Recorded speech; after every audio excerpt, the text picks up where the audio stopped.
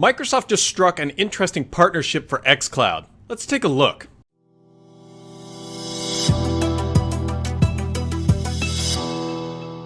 What's up everybody, Brad here, and Microsoft announced today an interesting partnership that is coming out of South Korea. Now, Mr. Phil Spencer obviously hopped on a plane, flew down to that country, and signed a deal with SK Telecom, more than likely South Korea Telecom, for some interesting xCloud stuff. Now, on the surface, this doesn't look all that interesting. Here's the baseline of what you need to know. Microsoft signed an exclusive agreement with SK Telecom to provide xCloud services in that country. And they're also going to be, SK Telecom is going to help provide xCloud over its 5G network. It just sounds like a local partnership where Microsoft has the service. They go to these guys, and these guys are going to help them sell it and do all that good stuff in the country, which doesn't sound like a big deal, not all that unusual, but it is interesting, and let me explain why.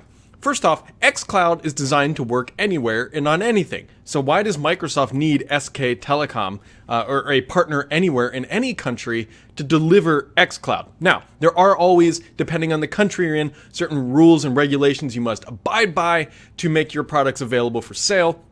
And so you always have to consider that framework based on the local country.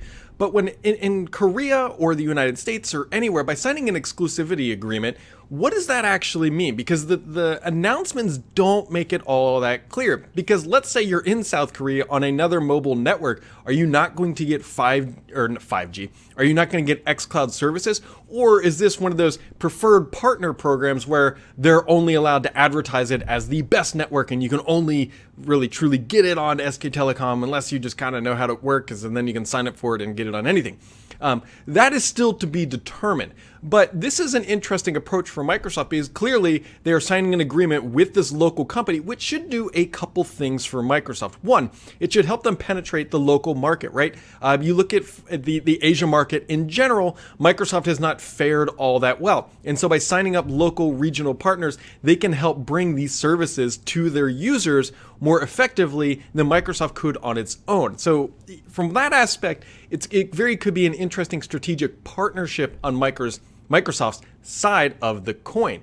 Also, this is also an interesting business move in general because Microsoft has a new service, but they need ISPs to make it a reality. As we all know, ISPs love a couple things. One, they love money. Two, and they love data caps. And three, they've got Microsoft working with them. So that is a good thing for everybody on the business side because now Microsoft has an ISP who will hopefully not let their service ring up that data cap and make xCloud more effective. I've talked about this on previous videos where I've heard concerns, and I myself have a concern, that Stadia is going to have data cap issues because of streaming 4K content is not cheap on bandwidth, right? It's very intensive, requires lots of bits, and it requires a big pipe. Now, with Microsoft signing up ISPs, at least in South Korea, are they going to try to mitigate that risk with xCloud? We're still in the very infancy of these agreements, but it opens the door to bigger things. Is Microsoft going to do this in the US? Could you see Microsoft going to Verizon or AT&T and be like, hey, let's do an exclusive agreement on xCloud, and then you can be the preferred provider? It's not unheard of, and it's not completely crazy. Now, that all being said, I still think that everybody will be able to access xCloud despite your service. It just might be limited in some ways, again, like counting against your bandwidth capture. Maybe you're not getting preferred connections, or maybe you're not getting as good of whatever. There's a lot of different ways this could shake out. But we're starting to see Microsoft really pushing xCloud into new areas of business, which is going to help them deliver it more effectively, which interesting. If you watch this channel enough, I love the business model stuff. I really, really do. And so this could be the start of a big thing. Also in the post, now this isn't a big surprise, but Microsoft is again confirming that October of 2019, a little over a month away, public trials will start to begin. And so I have heard from people inside the company that Microsoft has opened up the xCloud to a lot more employees across the board, and they're becoming more confident in its ability and to deliver on the October timeframe. We're still waiting to see how it all shakes out with everything in the market and all that, with Stadia, with latency, with all that good stuff. There's still a lot of unknowns, but Microsoft clearly is seeing a business path forward by signing up ISPs. And it's going to be, this is the side to watch, because without these ISPs, Microsoft could potentially struggle here. But clearly, South Korea, at least according to this post, is the fourth largest gaming market. So we all knew that. We know StarCraft is massive over there. I wonder if Phil got in on any of that while he was there. Anyways, point aside. So you have that going on, and it's just one of those things to watch. Be watching for more strategic partnerships because they have pretty big ramifications for Microsoft's ability to deliver xCloud. And just the localization of stuff. I would have to think that they're trying to strike these partnerships elsewhere, and we will see what comes down the pipeline from that. So just keep that in mind. Couple other just random tidbits going around. My studio might start to morph and change here over the next couple weeks. I'm doing some home renovations in the house, and this will all eventually move. I don't know why I'm going like this. You guys don't understand the layout. If you follow me on Twitter, you saw me tweet out some pictures of good stuff. And yeah, anyways, so the studio is going to change. Obviously, I'm keeping all the computers and all that stuff. It's just, I got to move it to a different part of the house. And it's not going to happen for, I don't think, a couple months.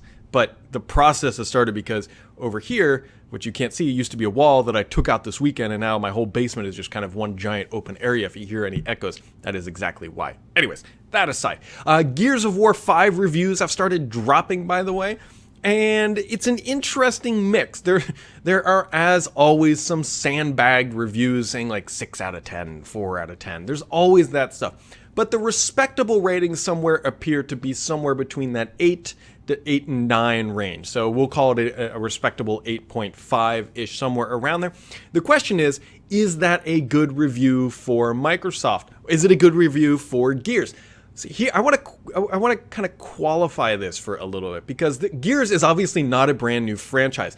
Typically, games that get the 10 out of 10 blockbuster stuff, a lot of that stuff, I know people are going to correct me on this, but it's when it's a new title, right? There's new IP, there's new storylines, there's new characters, there's new innovations on movement and fighting and all that stuff. But Gears is in its 5th iteration. It's a Gears 5, and it's still knocking things out of the park. They've signed up some voice and cameos from well-known people coming into this game, and they've got new game modes and everything else. I am personally excited by it. By the way, get it on Game Pass because you'll be able to get it early, which is another interesting tactic that Microsoft has with all this. Is Game Pass is just up here. We got xCloud, and now we got Gears down here because it's launching.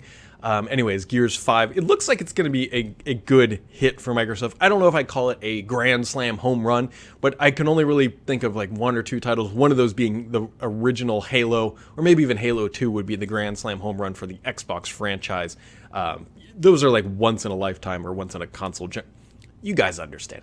Anyways, guys, that's kind of what's been going on here in the middle of the week. It's been a shortened week here in the U.S. For those who aren't aware, Labor Day was on Monday, which is why the news, which is typically a lot of stuff comes out on Tuesdays, is now dropping on Wednesday, and it's just a shortened week. IFA is also happening, so there's a lot of new gaming hardware out. If you've been looking for that brand new gaming monitor, you might want to wait until the end of the week before you buy anything, or just to understand what is coming out, because there's a lot of good hardware that is just starting to come over the horizon of IFA. And it will make your life, well, you'll get the best value for your dollar. So, folks, that is all I've got for this time. Curious on your thoughts on the xCloud partnerships. We'll catch all of you right back here next time.